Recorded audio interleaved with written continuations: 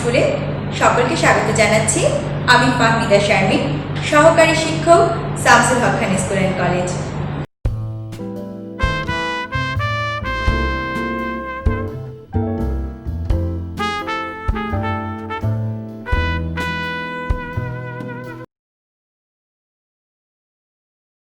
প্রিয় শিক্ষার্থীরা, আশা করি তোমরা সবাই বাড়িতে ভালোই আছো। তোমরা কিছুদিন পূর্বে তোমাদের অর্ধবার্ষিক পরীক্ষা মাত্র শেষ করলে। আশা করি সবার পরীক্ষা অনেক ভালো হয়েছে। তো যেহেতু আমাদের অর্ধবার্ষিক পরীক্ষা শেষ, আমাদের এখন ফাইনাল অর্থাৎ বার্ষিক পরীক্ষার জন্য প্রিপারেশন শুরু করতে হবে, তাই না? আর তোমরা ইতিমধ্যে খাতা জমা দেওয়ার সময় কিন্তু বার্ষিক পরীক্ষার সিলেবাসটা হাতে পেয়ে গেছো। তাহলে দেরি না করে আমরা আমাদের ক্লাসটি শুরু করে দিই।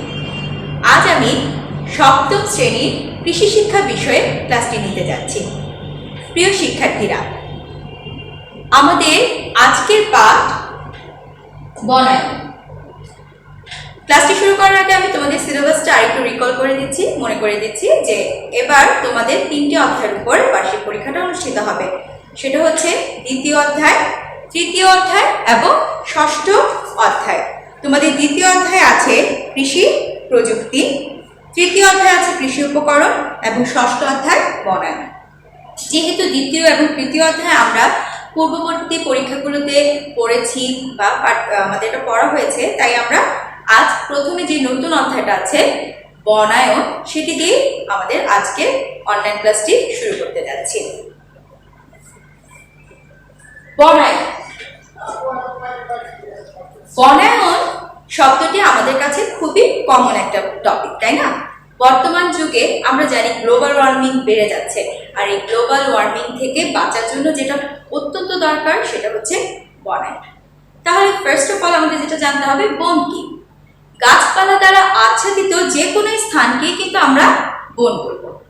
আর বনায়ন হচ্ছে বৈজ্ঞানিক উপায়ে, আমি আবারও বলছি, বৈজ্ঞানিক উপায়ে যখন আমরা কি করবো, গাছপালা লাগাবো, তাদের পরিচর্যা করব, তাদের সেই পদ্ধতিটাকে আমরা বলবো বনায়ন।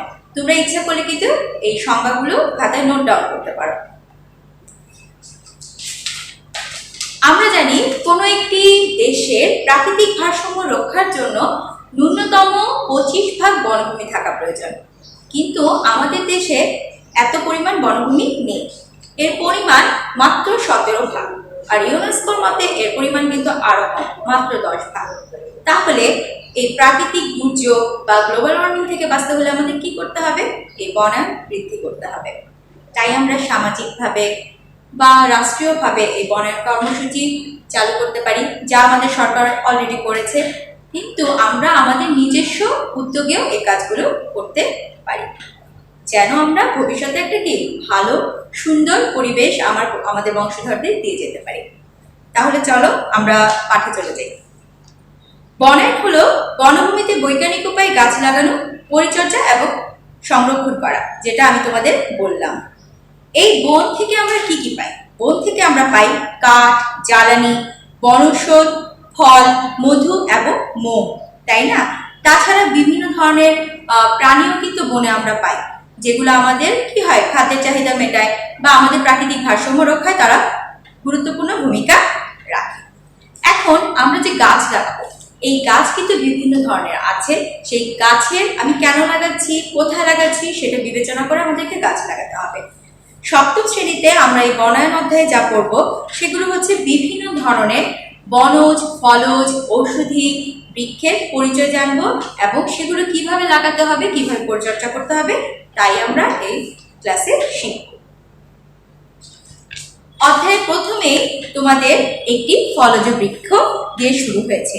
সেই ফলজ বৃক্ষটা হচ্ছে আমাদের জাতীয় ফল। বলো তো আমাদের জাতীয় ফল কি? সবাই তো জানি, তাই না? কাঁঠাল। কাঁঠাল একটি সুস্বাদু ফল, আমরা তাই তো জানি, কিন্তু আমরা কি এটা জানি যে কাঁঠাল গাছ আমাদের বনভূমিতে কতটা গুরুত্বপূর্ণ ভূমিকা রাখছে? তাছাড়া কাঁঠালের গাছের যে কাঠ হয়, সেই কাঠও কিন্তু অত্যন্ত গুরুত্বপূর্ণ ভূমিকা রাখছে। আমি অধ্যায়টার কাঁঠালের পরিচিতিটা তোমাদের জানাচ্ছি। পরিচিতি: কাঁঠাল আমাদের জাতীয় ফল, এটা আমরা সবাই জানি, তাই না? এটি সুস্বাদু ও পুষ্টিকর ফল। অন্য সব ফলের চেয়ে আকারে কিন্তু কাঁঠাল বেশ বড় হয়।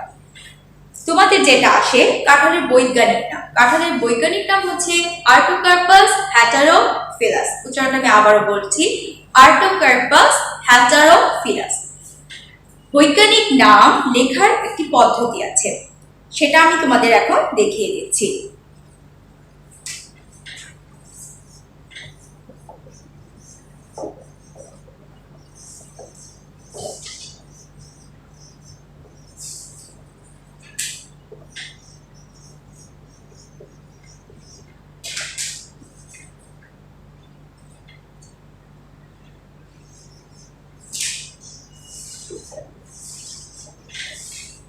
দেখো প্রিয় শিক্ষার্থীরা, কোনো একটি বৈজ্ঞানিক নাম লিখতে হলে তোমাকে যে বিষয়গুলো বিবেচনা রাখতে হবে, প্রথমেই দেখতে হবে একটা বৈজ্ঞানিক নামে আছে দুইটি অংশ, একটা হচ্ছে তার জেনাস আর একটা হচ্ছে তার স্পেসিস।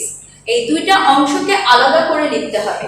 দেখো আমি লিখেছি আর্টোকার্পাস, দেন আমি লিখেছি হ্যাটারোফিলাস। এবং বৈজ্ঞানিক নামের জেনাস এবং স্পেসিসের জেনাসের প্রথম যে অক্ষর সেটা হবে সবসময় বড় হাতের, এইটা খেয়াল রাখতে হবে। তোমরা যদি এই বিষয়গুলো খেয়াল না রাখো তাহলে কিন্তু তোমরা লিখবে কিন্তু নাম্বার পাবে না।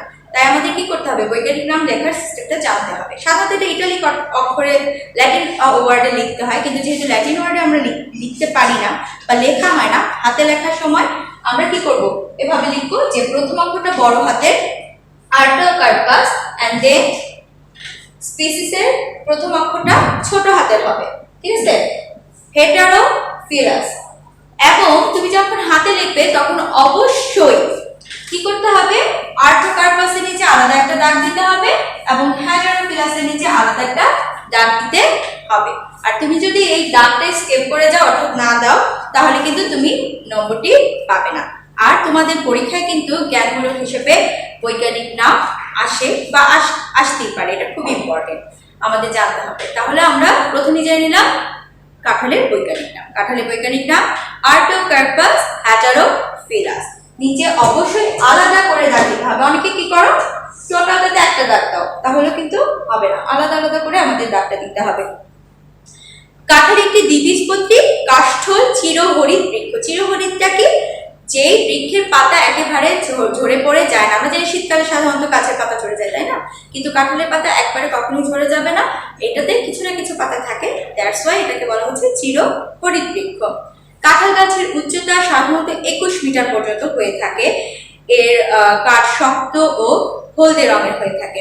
বীজ সাদা, ফুল সবুজ রঙের হয়ে থাকে। পাতা সরল ডিম্বাকৃতি এবং সবুজ। তোমাদের জন্য আমি একটা কাঁঠাল পাতা এখানে নিয়ে এসেছি। দেখো পাতাটা দেখতে কেমন, সরল, তাই না? এবং ডিম্বাকৃতি, এটি একটু ওভাল শেপ। এবং এটা কি, এটাতে কি থাকে, ডিম্বাকৃতি এবং সবুজ রঙ, পাতা সরল। সরল কেন বলেছে, এটার জালিকা বিন্যাসগুলো কিন্তু কি হয়, সরল হয়, ঠিক আছে?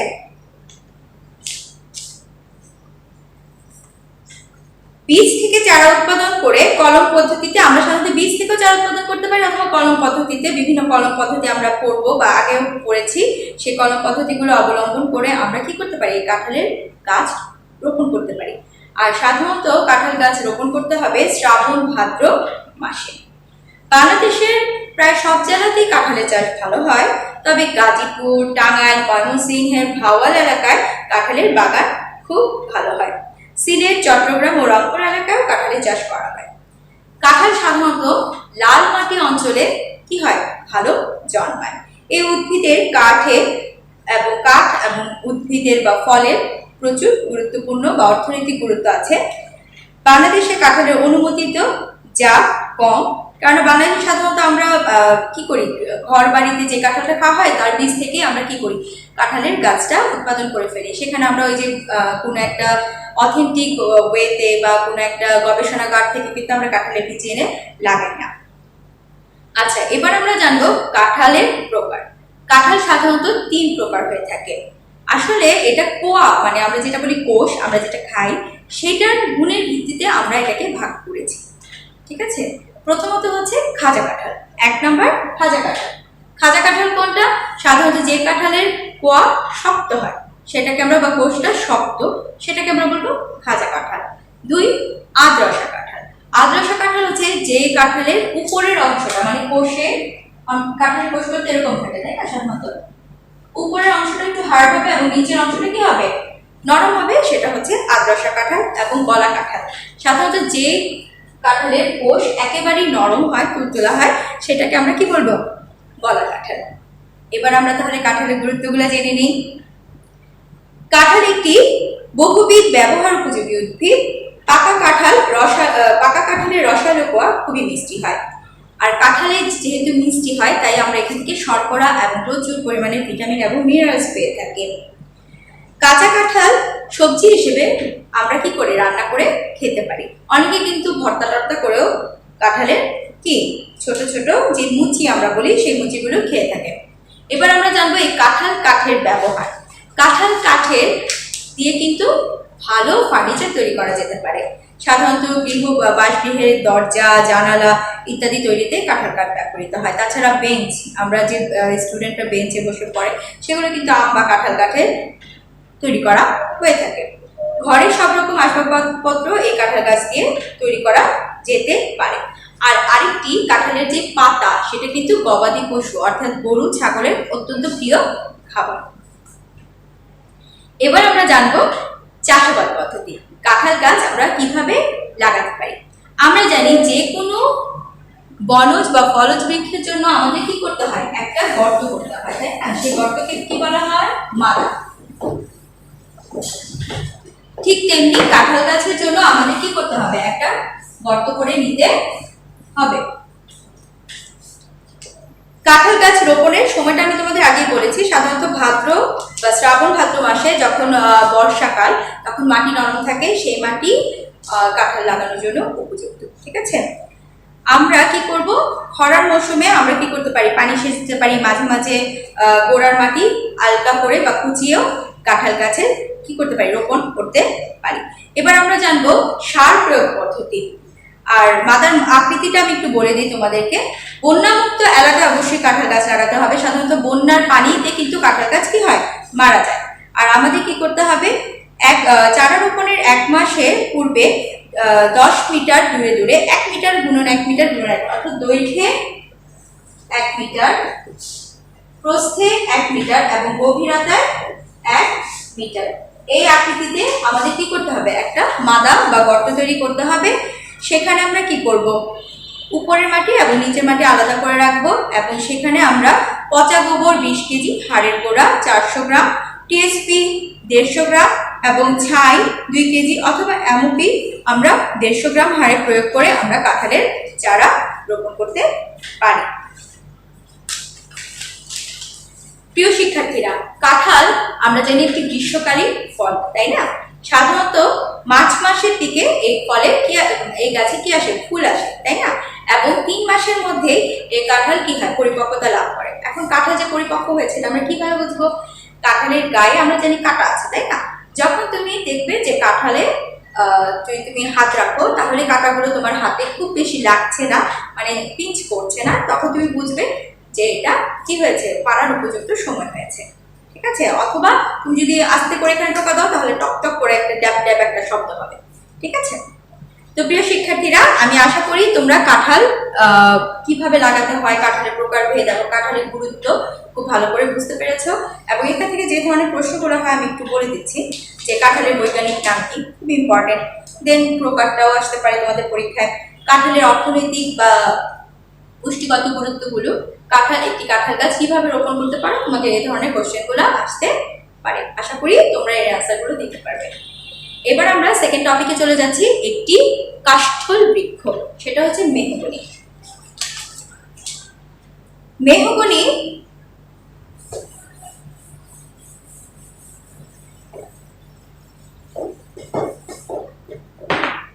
মেহগনি সাধারণত আমরা লাগাই, তা থেকে কি পাওয়া যায়, কাঠ পাওয়া যায়, তাই একে আমরা বলবো কাষ্ঠল বৃক্ষ।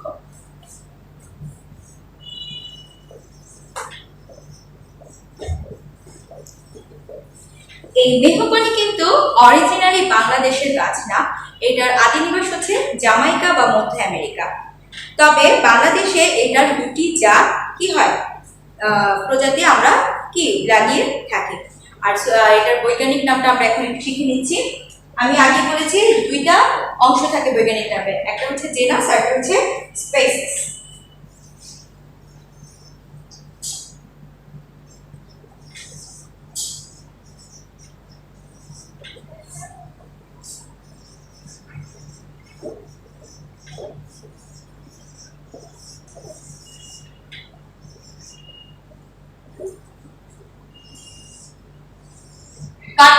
মেহগনির বৈজ্ঞানিক নাম হচ্ছে সুইটেনিয়া ম্যাক্রোফিলা। আমি আবার বলছি, সুইটেনিয়া ম্যাক্রোফিলা, অনেকে ম্যাক্রোফাইলাও বলে, কিন্তু এটা হচ্ছে ম্যাক্রোফিলা। তো কাঁঠালের বৈজ্ঞানিক নাম লেখার সময় তোমাদের খেয়াল করতে, মেহগনির বৈজ্ঞানিক নাম লেখার সময় খেয়াল করতে হবে যে প্রথম অক্ষরটা বড় হাতের হবে এবং স্পিসিসের প্রথম অক্ষরটা ছোট হাতের হবে, এবং অবশ্যই দুটো আলাদা আলাদা করে আন্ডারলাইন করতে হবে। এবার আমরা এই মেহগনির পরিচয়টা জেনে নিচ্ছি। বাংলাদেশে সাধারণত যশোর, খুলনা, চট্টগ্রাম, পার্বত্য চট্টগ্রাম জেলায় এই মেহগনি গাছটি বেশি পরিমাণে পাওয়া যায়। এবং এটি যেহেতু বনজ বৃক্ষ, আমরা এটা কি করতে পারি, প্রাকৃতিক বিভিন্ন জায়গা, সামাজিক প্লেস যেমন সড়ক, বাঁধ, বসত বাড়ি, প্রাতিষ্ঠানিক প্রাঙ্গণ বা সামাজিক বিভিন্ন জায়গাতে আমরা এই গাছটি লাগাতে পারি। এটি একটি দ্বিবীজপত্রী কাষ্ঠল উদ্ভিদ। এই উদ্ভিদের কাণ্ড লম্বা, শক্ত এবং বাদামি রঙের হয়ে থাকে। এর পাতাটা যৌগিক। এর ফুল সবুজা সাদা হয়ে থাকে। ফল বাদামি রঙের, ডিম্বাকৃতি এবং আকারে বেশ বড় হয়। এর ফলটা তোমরা হয়তো লক্ষ্য করে থাকবে, ফলটা দেখতে কিরকম হয়, এরকম পদ দেয়, ঠিক আছে, এরকম বড় ফল হয়, এর ভিতরে অসংখ্য বীজ থাকে। শীতকালে এই বৃক্ষের সব পাতা ঝরে যায়, তাই একে বলা হয় কি, পত্রঝরা উদ্ভিদ। মেহগনি গাছের জন্য প্রধানত বীজ থেকে চারা উৎপাদন করা হয়ে থাকে, এবং মার্চ এপ্রিল মাসে আমরা কি করব, বীজ সংগ্রহ করে আমরা নার্সারিতে আমরা বীজতলা তৈরি করে সেখান থেকে আমরা চারা উৎপাদন করব, এবং পরবর্তীতে এটা আমরা কি করব, জুন থেকে আগস্ট মাস পর্যন্ত আমরা এই চারা আমাদের প্রধান জমিতে রোপণ করব। প্রিয় শিক্ষার্থীরা, তোমরা এখানে দেখতে পাচ্ছ, এখানে মেহগনির কি দেওয়া আছে, বীজ, ফুল এবং পাতা দেওয়া আছে। এবার আমরা জানবো মেহগনির গুরুত্ব। আমি প্রথমে বলেছি মেহগনি একটি কাষ্ঠল বৃক্ষ। মেহগনি থেকে আমরা যে কাঠ পাই সেটা খুবই শক্ত হয় এবং টেকসই হয়। আর মেহগনি কাঠের রং সাধারণত লালচে খয়েরি, অথবা যদি এটা বেশি পরিপক্ক হয় তাহলে এটা কালচে খয়েরিও হতে পারে। এই মেহগনি কাঠ থেকে সাধারণত দরজা, জানালা বা বিভিন্ন ধরনের আসবাবপত্র আমরা তৈরি করতে পারি। এবার আমরা চাষাবাদ পদ্ধতিটা পড়ে ফেলি। মেহগনির চাষাবাদের জন্য আমরা সাধারণত কি করতে পারি, বীজ থেকে চারা রোপণ করতে পারি, অথবা চারা উৎপাদন করে রোপণ করতে পারি, অথবা স্ট্যাম্প বা মোথাও ব্যবহার করতে পারি। এবার আমরা জেনে মোথা গাছের নিচে কি করব, নোট মানে গাছের নিচের অংশ থেকে দেখবে ছোট ছোট গাছের মতো অংশ বের হয়, তাই না? গাছের নিচ থেকে ছোট ছোট গাছের অংশ বের হয়, যেগুলোতে কি আছে, এরকম নোট আছে। সেই নোট যুক্ত কোনো ডাল আমি যদি মাটিতে লাগাই তাহলে সেখান থেকে নতুন একটি চারা পাওয়া যায়, আর এই পদ্ধতিকে বলা হয় মোথা পদ্ধতি। আমরা যদি মেহগনির বেডের সার, মানে আমরা যদি আমাদের নার্সারিতে তৈরি করি, তাহলে বেডের সারিতে 8 থেকে 10 সেন্টিমিটার দূরে দূরে আমরা বীজ রোপণ করব, এবং মাটির 3 থেকে 4 সেন্টিমিটার গভীরে আমরা বীজ ঢুকিয়ে সেটা থেকে চারা উৎপাদন করতে পারি। আর এক একটা চারা থেকে এক একটা চারা যখন আমরা আমাদের ভাদ্র বা শ্রাবণ মাস আসবে, তখন আমরা যখন মূল জমিতে রোপণ করব, তখন কি করব, 9 থেকে 10 মিটার দূরে দূরে এক একটা গাছ রোপণ করবো। যেহেতু মেহগনি গাছ বড় হয় কিন্তু খুব বেশি ছাড় না, তাই আমরা 9-10 মিটার দূরে দূরে রোপণ করলেই যথেষ্ট হবে। এবার আমরা মাটিটা জেনে নিচ্ছি। মেহগনি সাধারণত উঁচু এবং মাঝারি উঁচু জমিতে ভালো জন্মায়। দোআঁশ এবং পলি মাটি আমাদের মেহগনি গাছের জন্য ভালো। আর আমাদের আকার অনুসারে যখন আমরা জমি নির্বাচন করব, তখন কি হবে, সেই জায়গা আবর্জনা মুক্ত এবং সমান করে নিতে হবে। চারার আকার অনুসারে গর্তের দৈর্ঘ্য, প্রস্থ, গভীরতা সাধারণত 60 থেকে 80 সেন্টিমিটার হতে হবে। এবং আমরা সার মিশানো মাটি দিয়ে গর্তটি ভরাট করব এবং 15 দিন ফেলে রাখবো, যেন মাটিতে ওই সারগুলো ভালোভাবে মিশে যেতে পারে। তারপর সেটা আবার কুপিয়ে আমরা সেখানে কি করবো, নতুন একটি চারা রোপণ করতে পারি। এবার আমরা জানবো মেহগনির সার প্রয়োগ। সার হচ্ছে, মেহগনিতে আমরা সাধারণত জৈব সার বা গোবর সার 10 থেকে 15 কেজি হারে মিশাতে পারি এক একটা গাছের জন্য বলছি। ছাই 1 থেকে 2 কেজি, ইউরিয়া 200 থেকে 300 গ্রাম, টিএসপি 100 থেকে 500 গ্রাম, এমওপি 50 থেকে 100 গ্রাম আমরা দিতে পারি। খরার সময় অবশ্যই মেহগনি গাছে আমরা কি করব, পানি দিব এবং নিয়মিত আগাছা পরিষ্কার করব। চারা অবস্থায় যদি পার্শ্বমুখ থাকে তাহলে সেগুলো অপসারণ করতে হবে, আর চারায় আমরা খুঁটি দিয়ে সেটাকে রক্ষণাবেক্ষণ করতে পারি। তাহলে মেহগনি থেকে আমরা কি কি ধরনের কোশ্চেন আসতে পারে সেটা একটু আলোচনা করে নেই। মেহগনির বৈজ্ঞানিক নাম আসতে পারে, এর আদি নিবাসটা কি সেটা আসতে পারে, মেহগনির পরিচয়টা আসতে পারে। তাছাড়া তোমাদের আসতে পারে মেহগনির কাষ্ঠল বৃক্ষ হিসেবে মেহগনির গুরুত্বটি বর্ণনা করো, ঠিক আছে, অথবা তুমি কি মেহগনির চারা কিভাবে লাগাতে পারো। তো প্রিয় শিক্ষার্থীরা, আজকে আমরা আমাদের প্রথম ক্লাসে দুটি বৃক্ষ অর্থাৎ একটি ফলজ বৃক্ষ এবং একটি কাষ্ঠল বৃক্ষের বর্ণনা এবং চাষাবাদ পদ্ধতি সম্পর্কে জানলাম। আশা করি বাসায় তোমরা এগুলো প্র্যাকটিস করবে, এবং যেহেতু করোনার মধ্যে এখনো আমাদের স্কুল খুলছে না, তো আশা করি তোমরা বাসায় সবাই সচেতন থাকবে, খুব পড়াশোনা করবে, বার্ষিক পরীক্ষা ভালো করে দিবে। তাহলে আজকের মতো এখানে শেষ করছি, ধন্যবাদ।